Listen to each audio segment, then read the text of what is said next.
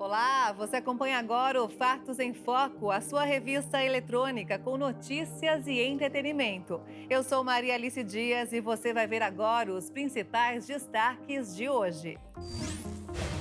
A Organização Mundial da Saúde afirma que em 2019, quase 10% da população brasileira foi diagnosticada com ansiedade e com a pandemia o problema se agravou. Nos Estados Unidos, o governo americano passou a facilitar a entrada de caminhoneiros no país por falta de mão de obra qualificada da categoria. Na cidade de São Paulo, um publicitário construiu o seu próprio paraíso ao abrir um resort ao ar livre para pássaros. A Organização Mundial da Saúde afirma que em 2019, 18 milhões e 600 mil brasileiros, quase 10% da população, tinham diagnóstico de ansiedade. Com a chegada da pandemia, esse problema ficou ainda pior. Um estudo mais recente feito pela Universidade de São Paulo no ano passado confirmou que em uma lista de 11 países, o Brasil é o líder com mais casos de ansiedade, com quase 65% dos entrevistados. Já uma outra pesquisa desenvolvida em conjunto pela Fundação Oswaldo Cruz, Universidade Federal de Minas Gerais e Universidade Estadual de Campinas, constatou que 40,4% dos brasileiros participantes do estudo se sentiam frequentemente tristes ou deprimidos e 50,6% relataram estar constantemente ansiosos ou nervosos durante a pandemia. Mas, para conter e driblar esses transtornos, a Universidade de Harvard, nos Estados Unidos, apontou que alguns alimentos podem ser eficazes. Como a cúrcuma, nativa do sul da Ásia, é um dos suplementos alimentares que mais crescem no mundo. A especiaria natural é usada nas feridas para combater infecções e, se misturar com leite, acalma a mente, além de ótimos efeitos antioxidantes e anti-inflamatórios. O ovo também é apontado como um dos principais alimentos para o combate da ansiedade. Isso porque ele carrega o triptofano e ser considerado um superalimento por conter praticamente todos os nutrientes necessários à saúde. Outro exemplo é a banana, fruta considerada a mais popular do Brasil. Rica em triptofano e potássio, também ajuda no combate à ansiedade e depressão. Pessoas ansiosas perdem vitaminas e minerais com muita facilidade. Por isso, existe a necessidade constante de repor esses nutrientes. O consumo de frutas cítricas, como a laranja, limão e a tangerina, ajudam a promover o bom funcionamento do sistema nervoso, visto que a vitamina C auxilia na produção de serotonina, aumentando assim a sensação de bem-estar e evitando a fadiga. Um estudo da Associação Americana do Coração revelou que a duração do sono entre 7 e 9 horas para adultos é essencial para a saúde do coração.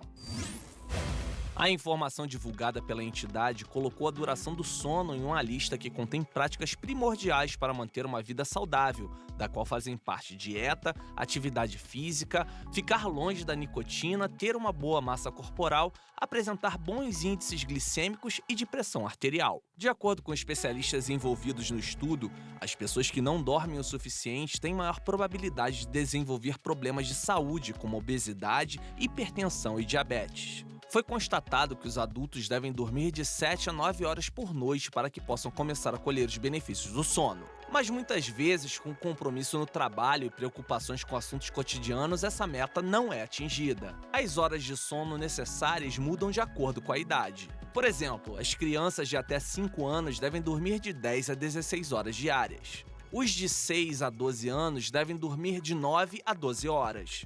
Já os adolescentes devem ter de 8 a 10 horas de sono. Os problemas cardiovasculares são uma das principais causas de mortes no mundo todo.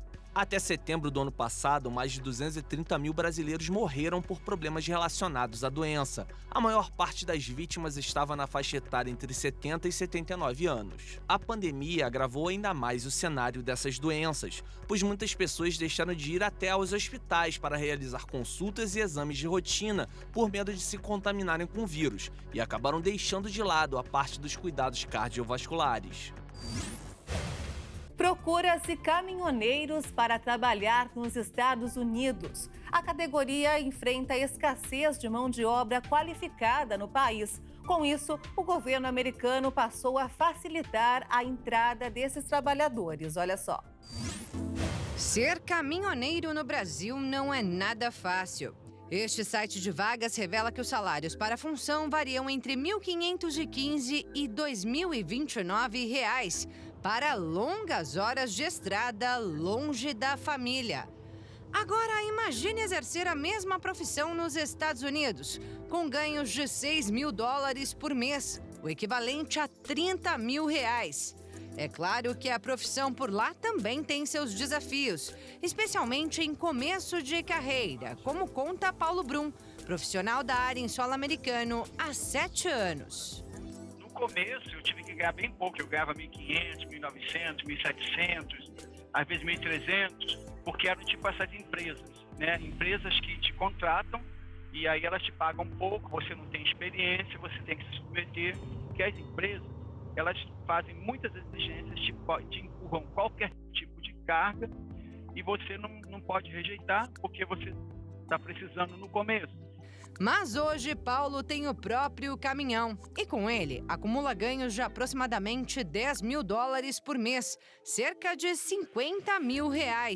Valor que dá ao caminhoneiro, à esposa e aos 2 filhos qualidade de vida morando na Flórida.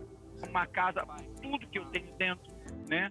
Assim, por um preço cômodo, né? Que é a questão do preço.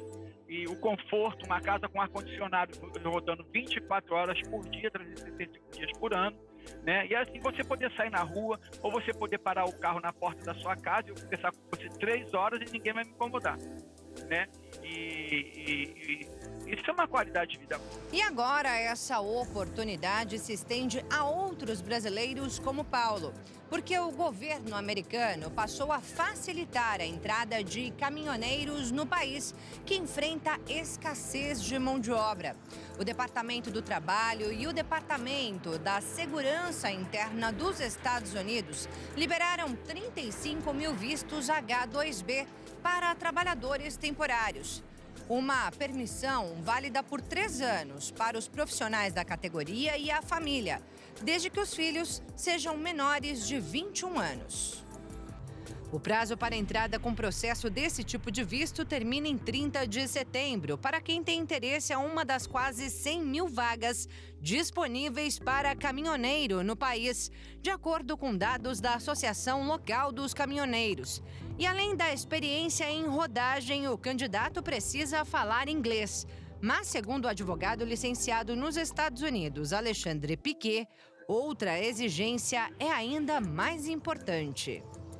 E o processo dos caminhoneiros é um processo de visto temporário que precisa de uma oferta de trabalho de uma empresa americana. Esta é uma das empresas americanas de recrutamento de caminhoneiros. Entre os anúncios divulgados por ela, pedidos urgentes de motoristas para atuarem principalmente no transporte de itens perecíveis na indústria de alimentos. Uma das áreas que mais tem enfrentado falta de profissionais do ramo, porque além da longa jornada, muitas vezes esses caminhoneiros precisam descarregar os veículos. Como acontecia com Paulo, que concorda que a tarefa é árdua, mas para quem está no Brasil e quer começar uma vida nova lá fora, segundo ele, é uma grande chance. Para tentar uma nova na América, sim, com certeza, que foi o que passou comigo. É essencial e imprescindível que essa pessoa, né, esse aplicante para o visto, procure a ajuda de um profissional capacitado na área do direito migratório especificamente, porque são vários trâmites que vão ser necessários até que, então, este candidato ou candidata tenha o visto no passaporte para poder vir para os Estados Unidos e começar a trabalhar legalmente. O Tribunal de Justiça de Mato Grosso do Sul criou um programa para estimular a adoção de crianças e adolescentes considerados de difícil adoção. São aqueles acima de 8 anos de idade que possuem algum tipo de deficiência ou que têm irmãos.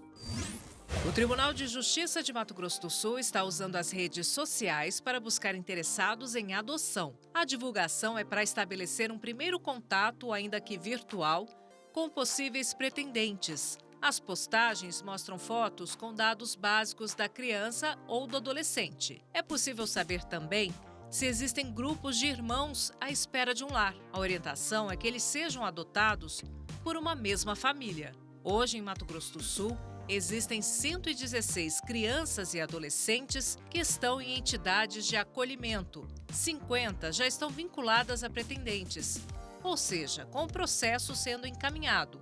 Outros 66 estão à espera de alguém que demonstre interesse em adotá-los. A finalidade é conseguir concretizar aquelas adoções difíceis, né? Aqueles casos em que a criança ou o adolescente acolhido já está apto a ser adotado e não encontra nenhum pretendente que queira aquele perfil no cadastro. Acima de 8 anos, geralmente grupos de irmãos com algum tipo de deficiência ou moléstia, né? A Coordenadoria da Infância e da Juventude já teve bons resultados com busca ativa de pretendentes para adoção de crianças e adolescentes. O programa Nasce uma Família segue critérios para ser realizado. Nós não vamos contar a história de vida, primeiro para não identificar a criança ou o adolescente, para não expor. Nós vamos mostrar alguma coisa da criança que fale a respeito dela, por exemplo, um desenho, uma frase em que ela diga: olha, eu gosto de animais, eu gosto da minha escola, eu gosto de desenhar. A desembargadora diz ainda que o prazo para adoção é de 4 meses. A dificuldade está nas restrições pelo perfil procurado pelos futuros pais. No caso da busca ativa, as regras para adoção são as mesmas. A diferença é que o interesse pela adoção pode ser manifestado antes de outras etapas. Os possíveis interessados, pretendentes, podem não ter feito ainda o curso preparatório, nem estar habilitado. E aí a gente permite que essas etapas sejam feitas depois que já encontrou a criança ou o adolescente. O transporte aéreo no mercado doméstico atingiu níveis próximos ao apurado no período pré-pandemia, de acordo com o último balanço da Agência Nacional de Aviação Civil. A oferta em maio teve alta de 6% sobre igual intervalo de 2019. Segundo a ANAC, essa foi a primeira vez que um dos itens do relatório apresentou crescimento desde que começou a pandemia. Na comparação com o igual período do ano passado, a demanda ficou 2,5% menor e o número de passageiros transportados no mercado doméstico em maio ficou 10% inferior a 2019, com 6.400.000. Já o transporte de carga ficou 6,1% inferior ao mesmo intervalo de 2019, com pouco mais de 36 mil toneladas despachadas no mercado doméstico. Na comparação anual, houve avanço de 16%. A Latam liderou o mercado doméstico no mês com 33,7% da demanda, seguida pela Azul, com 33,3%, e pela Gol, com 32,6%. O nível de ocupação de assentos no mercado teve retração de 8% na comparação com 2019 e 8,6% sobre 2021. Agora, falando a nível internacional, o mês de maio somou 88 mil toneladas no transporte de carga no mercado. O maior resultado para o mês em 22 anos, quando se deu início à série histórica. Na comparação com o igual período de 2019 e 2021, o indicador apresentou alta de 24,7% e 1,8%, respectivamente. Mais de 1.200.000 pessoas viajaram para destinos internacionais no mês, o que resultou na maior movimentação de passageiros desde fevereiro de 2020, de acordo com a ANAC. Em relação a 2019, porém, houve redução de 36,5%. As fraudes no comércio eletrônico já causaram um prejuízo aos consumidores de mais de 60 milhões de reais só nos primeiros 5 meses do ano. Os estados do sudeste do país são os mais atingidos pelos golpistas. Não é de hoje que a Cláudia faz compras pela internet. Normalmente faço várias buscas, mas eu tenho alguns 2, 3 sites que eu confio e eu sempre vou procurar neles.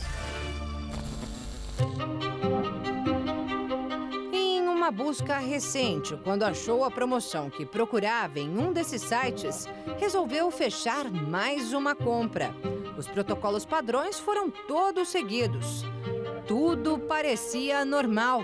São detalhes muito pequenos que nos enganam. Mas a empresária só percebeu que havia algo errado quando chegou a data prevista para a entrega do produto. Eu notei que as mercadorias não chegavam e também não tinha uma atualização aonde está o teu pedido. Comecei a desconfiar. Tentei entrar dentro dos e-mails, tinha um e-mail de contato, número para você discar caso tivesse algum problema. Aí eu verifiquei que tudo era falso. O produto comprado pela Cláudia foi um vestuário, mas não é esse o item mais visado pelos criminosos. Eles costumam focar nos aparelhos eletrônicos que são mais caros, especialmente os celulares, que representam 48% dos golpes. Na sequência, aparecem os videogames e computadores. Segundo este especialista em e-commerce, o desejo de consumo por esses equipamentos é o que faz muita gente cair na cilada. Então, elas observam apenas as configurações, né, as especificações técnicas daquele aparelho, observam se o valor está de acordo com o orçamento que elas têm disponível e estando de acordo pela ânsia de ter aquele aparelho, elas acabam fechando um negócio sem observar critérios mínimos, critérios básicos de segurança. Uma pesquisa realizada pela plataforma de compra e venda online OLX e pela Companhia de Proteção de Identidades Digitais, Allow Me, mostra que entre janeiro e maio de 2022, golpistas acumularam prejuízo de 62 milhões e 900 mil reais em todo o país. O Sudeste foi a região com mais fraudes confirmadas no período, com 3 estados no topo do ranking: São Paulo, Rio de Janeiro e Minas Gerais. Na capital paulista, pode-se dizer que a Cláudia foi contabilizada 2 vezes no levantamento sobre golpes. Com todo o cuidado que eu tive, eu ainda caí numa segunda vez. Agora eu estou ficando bem mais esperta. Mas realmente, assim, são mínimos detalhes que a gente tem que observar. Em ambas as situações, ela tentou recuperar o dinheiro perdido nas fraudes. A primeira vez que eu entrei em contato com a instituição do cartão, eles não me deram nenhum suporte e disseram que o problema era meu. Já nessa segunda vez, que é uma outra bandeira, eles já foram totalmente atenciosos, estão em análise e estou aguardando até a resposta, porque faz muito pouco tempo. A empresária conta que denunciou o esquema para as empresas que tiveram os sites clonados, mas não a polícia.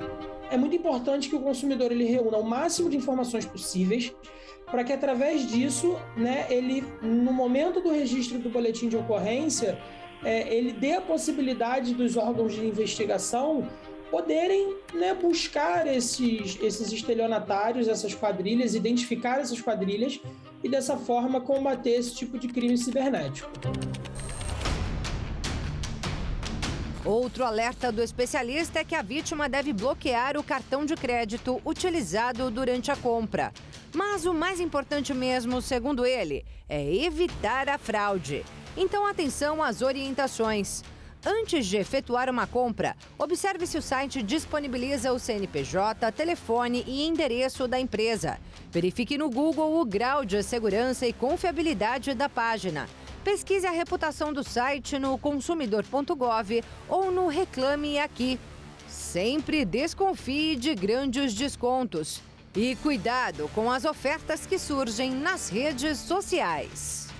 O que a gente indica é que o consumidor, assim que ele verifique que aquele link ali, aquele anúncio, ele se trata de um golpe, né, que ele denuncie esse anúncio às plataformas de redes sociais, para que elas dessa forma consigam tirar aquele anúncio do ar, né, e dessa forma também impeçam, né, que outras pessoas caiam nesse tipo de golpe através desses anúncios. A Cláudia diz que aprendeu a lição. Tem que realmente prestar atenção. Agora é comigo a coisa.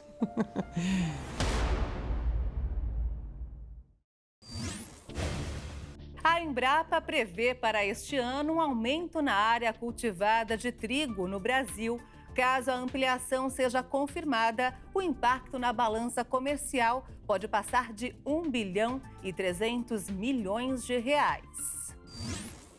A empresa brasileira de pesquisa agropecuária estimou um aumento na plantação de trigo no país em 300 mil hectares este ano, uma alta de 11% na área cultivada. E este número, de acordo com o órgão, pode gerar 900 mil toneladas de trigo, o que traria um impacto positivo na balança comercial brasileira de 1 bilhão e 350 milhões de reais. A meta vem em meio à guerra entre a Rússia e a Ucrânia, dois dos maiores produtores mundiais de trigo. O conflito pressiona a oferta e, consequentemente, o preço. Em 2021, o Brasil importou 6 milhões e 700 mil toneladas do produto, sendo que 87% vieram da Argentina. Em 2020, a produção chegou a 6 milhões e 200 mil toneladas do cereal. E em 2021, este número subiu para 7 milhões e 600 mil toneladas. A previsão para 2022 é de mais de 8 milhões de toneladas. Em uma década, caso a produção de trigo cresça 10% ao ano, o país pode passar de 20 milhões de toneladas em 2031. E de acordo com a Embrapa, os preços internacionais do trigo dobraram desde o início da pandemia, o que se tornou um estímulo para que diversos órgãos públicos e privados busquem aumentar a produção da commodity. Um projeto foi criado em Campo Grande, capital de Mato Grosso do Sul, para atender mulheres com câncer. Em pouco mais de 6 meses de funcionamento, a Casa Rosa já atendeu quase 2.500 mulheres. E o melhor, zerou a fila de espera por consultas com especialistas. Maria Luzia tem nódulos nos seios desde os 16 anos. Hoje, aos 49, procura não descuidar dos exames de rotina indicados para a saúde da mulher. Fez um check-up e está tudo certo. O melhor de tudo foi conseguir consulta e exames sem ter que esperar muito tempo na fila do SUS, graças ao projeto Casa Rosa. Estava, na fila há quase 2 anos. Aqui você é atendida, não tem meses para esperar, é dia. Então, ou no mesmo dia.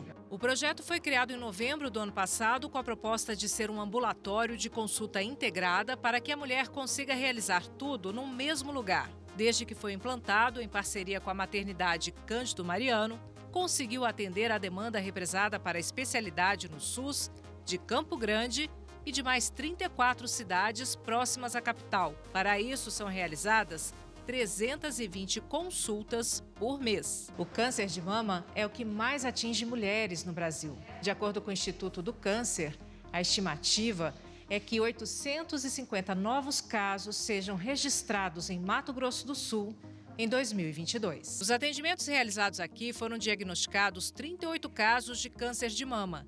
Criado pelo médico Vitor Rocha, especialista na área e com experiência em gestão, o projeto ganhou destaque nacional com publicação no Boletim da Sociedade Brasileira de Mastologia. Tem um termo de cooperação entre o médico, Dr. Vitor Rocha, e a maternidade Cândido Mariano, na qual eles disponibilizam todos os meios, o consultório, a recepção, os exames, ultrassom, mamografia, biópsia, os profissionais necessários para esse projeto. E eu entro com uma contrapartida para o atendimento ambulatorial dessas pacientes em mastologia. E se for preciso também tratamento cirúrgico, também a gente pode utilizar o centro cirúrgico até a internação, caso necessário. É tudo mais rápido, né? Não precisa ficar esperando meses, e quando eu saio daqui da consulta, eu já saio com o retorno marcado novamente. Para ser atendida, a mulher precisa ir até uma unidade de saúde e solicitar encaminhamento para o ambulatório da Casa Rosa. As consultas são realizadas nas tardes de quinta e sexta-feira. Muitos devem se lembrar do filme Escola de Rock, do astro da comédia Jack Black. Pois bem, em uma região remota no sudoeste da China, a história se repetiu. Um professor fã do gênero musical formou uma banda composta por estudantes. O projeto está fazendo sucesso e eles já tocaram em alguns dos maiores palcos do país, ao lado de bandas chinesas famosas. Vamos ver. Em uma região pobre e montanhosa na província de Guizhou, surgiu a banda Haiga Youngsters, que é formada por alunos da escola primária de Haiga Village. Com incentivo e determinação do professor Gu Ya, um fã de rock, os estudantes puderam explorar novos horizontes. Em 2020 e 2021, a banda tocou para dezenas de milhares de fãs de rock ao lado de artistas chineses de renome. Há 8 anos havia apenas um professor e poucos alunos eram ensinados em uma sala de aula improvisada. As crianças tinham oportunidades escassas de praticar esportes e aprender artes e música. No começo, eles não sabiam nada sobre bandas ou instrumentos. Então, no início, ensinamos acorde por acorde. Agora as crianças estão felizes, se comunicam com os outros e estão mais confiantes. Após fazer sucesso nas redes sociais, com mais de 50 milhões de visualizações em uma plataforma local, doações começaram a chegar de todo o país. Foram enviadas guitarras, baixos, baterias e outros instrumentos musicais, o que permitiu que todos os alunos tivessem seus próprios equipamentos. Atualmente, a escola tem instalações próprias e abriga 95 alunos e 13 professores. A experiência de estar na banda tem sido inspiradora para os alunos que sonham com um futuro na música. Estou muito feliz por fazer parte da banda. Quando eu crescer, quero cursar música na Universidade de Pequim.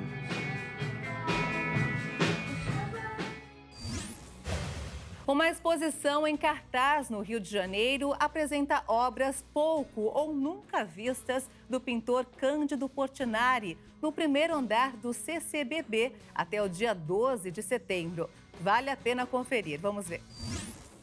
Uma exposição no Rio de Janeiro apresenta obras pouco ou nunca vistas do pintor Cândido Portinari, que completaria 120 anos em 2023. A exposição Portinari Raros está em cartaz no Centro Cultural do Banco do Brasil. Estou amando a exposição. Eu não tinha tanto conhecimento da obra do Portinari, conhecia, mas não com essa profundidade. Estou achando espetacular a exposição. A primeira impressão é que ele traz muita cor. Traz muito sentido em todas essas figuras, então a gente meio que mergulha dentro dessas imagens. Essa é a grande importância, às vezes, acho que realmente do museu, né, da cultura em si. A gente poder mergulhar dentro de todo o mundo artístico de cada artista, independente de qual tipo de arte que ele possa expor, né? Na obra de Portinari, há referências expressionistas, cubistas, renascentistas, entre outras. A exposição Portinari Raros, uma oportunidade de todos assistirem e conhecerem de perto a obra desse grande artista brasileiro.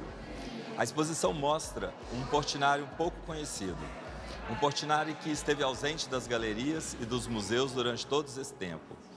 A exposição mostra a fauna, a flora, os tipos, mostra os costumes e as brincadeiras de criança. A exposição termina com o Carrossel Razonet, uma projeção de todas as 5.400 obras do artista ao longo de sua carreira.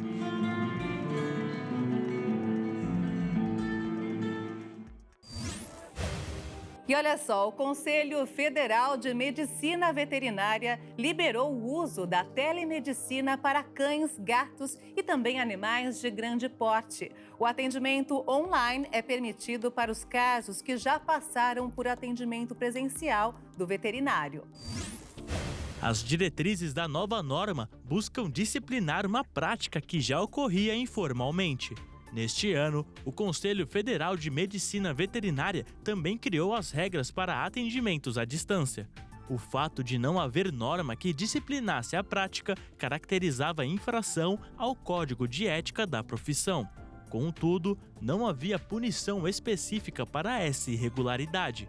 O CFMV prevê a teletriagem para identificar e classificar situações que, ao critério do veterinário, indiquem a possibilidade da teleconsulta ou a necessidade de atendimento presencial, imediato ou agendado.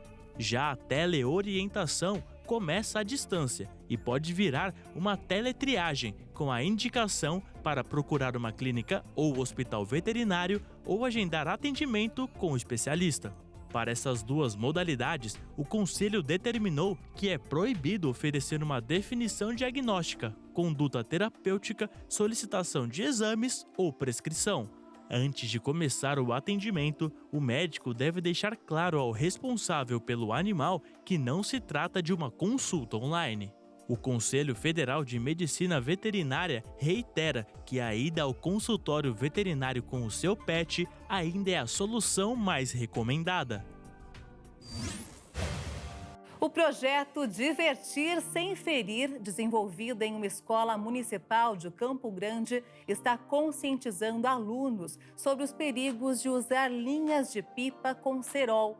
O uso do cerol é proibido por lei no estado de Mato Grosso do Sul e a multa pode chegar a R$1.000. Os nomes são diferentes dependendo de cada região. Papagaio é o mais comum, né? Inclusive lá em Goiás, que eu sou de lá a gente só fala papagaio. Aqui fala muito pipa e pandorga. São a cafifa também, né, no Rio de Janeiro.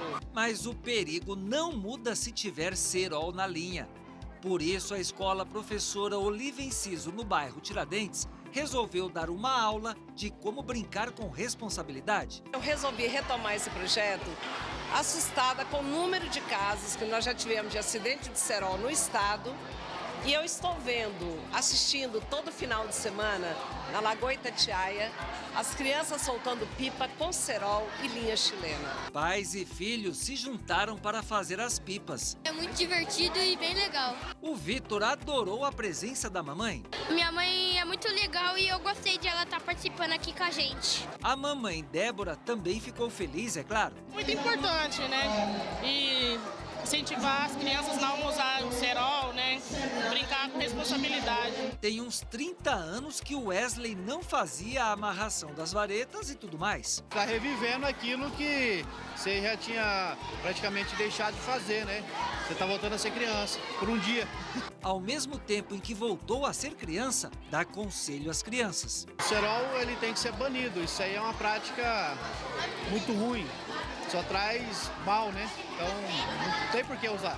O cerol na linha é usado como uma disputa de quem é capaz de cortar e derrubar a pipa do outro. É o tipo da aula que pode até não constar no currículo, mas olha, é um aprendizado para toda a vida. Eu vou perder a minha pipa, mas ninguém perderá a vida.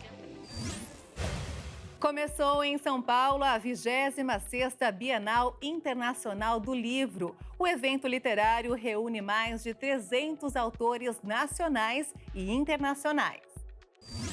Na abertura, correria.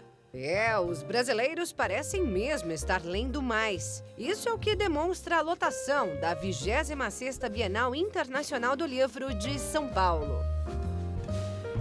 As amigas Ana Beatriz e Anitta confirmam que são muitos os colegas que se interessam pela leitura. Afinal, dezenas deles vieram até aqui hoje de excursão. A nossa escola proporcionou isso. Foram 3 ônibus de 2 andares. As estudantes estão eufóricas com as preciosidades adquiridas aqui. É incrível, eu amo ler. Tem vários livros de vários gêneros. Tem uma loja de R$10. Eu encontrei uma coleção que eu queria. No estande citado pela Anitta, tem livro para todos os gostos. A gente tem livro jurídico, como o Vai de Meco, tem livro de aventura, tem livro de ficção, tem Turma da Mônica. Então a gente tem milhares de títulos aqui para todos os gostos de clientes e leitores. Entre os 185 expositores, há aproximadamente 3 milhões de exemplares dos mais diversos gêneros. Mas o evento conta ainda com 500 atrações que vão muito além da literatura em papel. Aqui as palavras saltam dos livros e dão aos visitantes outras experiências sensoriais, como no espaço Cozinhando com as Palavras, onde a literatura se mistura à culinária. Ou no espaço infantil, com atividades diversas para toda a família. No estande Repente Cordel, a apresentação da cultura nordestina se faz em papel e muita música. Tem cultura brasileira e internacional. A cada ano, a Bienal tem como tradição homenagear a literatura de algum país. E não por acaso o escolhido da vez foi Portugal. Isso porque em 2022, a independência do Brasil completa 200 anos. E aqui nesse estande, dedicado ao país, também há experiências imersivas, como nesta réplica de um bondinho português. Daqui de dentro, o visitante sente como se estivesse realmente passeando pelas cidades daquele país. O espaço tem como destaque o escritor e vencedor do Nobel de Literatura, José Saramago, e contará ao todo com a presença de 23 escritores portugueses, entre eles Walter Hugo Mãe. Mas essa é só uma pequena parcela dos cerca de 300 autores nacionais e internacionais confirmados no evento, como Laurentino Gomes, Aline Bey, Maurício de Souza e Mário Sérgio Cortella. Até domingo, dia 10 de julho, a organização da Bienal Internacional do Livro espera receber ao menos 500 visitantes no Expo Center Norte em São Paulo. Os ingressos estão à venda no site bienaldolivro.sp.com.br. Vem pra Bienal!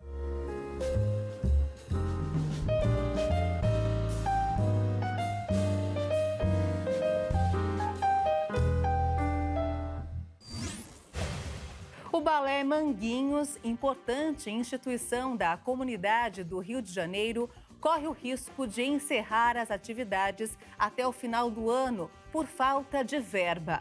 A instituição tem mais de 400 alunos e uma longa fila de espera.